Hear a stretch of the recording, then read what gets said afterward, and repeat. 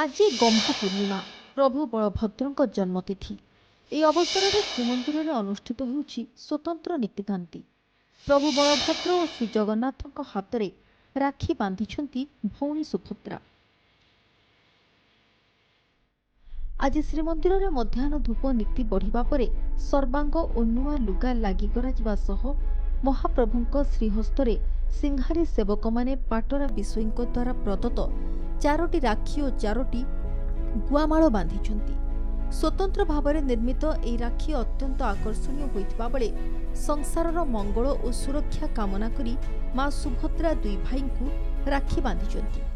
महाप्रभुर भी राखी बंधन कार्यक्रम आज अच्छी आज दीपर महाप्रभुर आज घूरे बहुत नीति अच्छी आज सर्वांग लगी अच्छी नुआ लुगा लगी अच्छी महाप्रभुर राखी महाप्रभु पिंधे सुदर्शन विजय मंदिर आज बहुत गुरे नीतिकांति अच्छी श्रृंखलित करने समस्त प्रकार प्रस्तुति प्रशासन तरफ मंदिर प्रशासन तरफ चली आशा कर महाप्रभु जन्मोत्सव नीति अति सुंदर भाव में भल रक्षाबंधन पर्वटी जेहेतु आज पालन करा गम्हापूर्णमी बलभ ठाकुर जन्म सर्वादौ आम समस्त मंगल चिंता करवा देशवासी को होती शुभेच्छा जनइबा महाप्रभु बड़ ठाकुर जगन्नाथ महाप्रभु समस्त मंगल करंतु। परंपरा अनुसार आज श्रीमंदिर सुदर्शन महाप्रभु चौदोल मार्कंड पुष्करिणी को विजे करने सेठारे बलभद्र जन्मनीति अनुष्ठित होबार परंपरा रही। द्विपहर धूप पर मंगलार्पण कराई स्वतंत्र नीति अनुष्ठित होगा सह चक्ररा सुदर्शन विमान में मार्कंड पुष्करिणी को विजे करेंगे। सेठारे माटीर बलभद्र प्रतिमा निर्माण करा सह पूजा पंडा सेवक शिवन्यास देवा परे जात कर्म अनुष्ठित होबार रही विधि।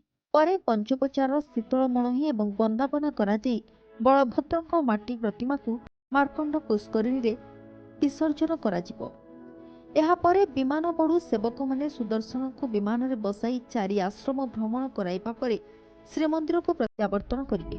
सेपटे केन्द्रापड़ार श्री बलदेवजू मंदिर में स्वतंत्र नीतिकांति अनुष्ठित होगा सह राखी बांधिଛନ୍ତି बड़ ठाकुर।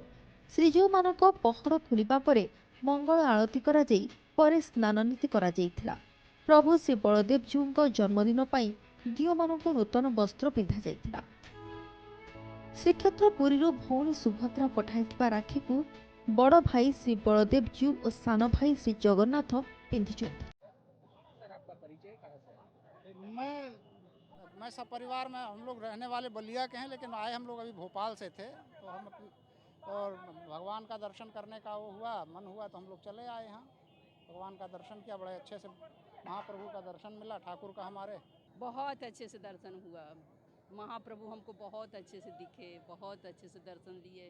जब महाप्रभु हमको आज बुलाए तो मैं आई हूँ, वैसे मेरा कोई आज गम्हा पूर्णिमा को नहीं सबुठी बेस आनंद उल्लास लगी रही बेले श्रीमंदिर और बलदेवजू मंदिर में भी बेस सुंदर परिवेश सृष्टि होइछि। पुरीरू प्रीतिश और केन्द्रापड़ा दिलीप महांती को रिपोर्ट, नक्षत्र न्यूज।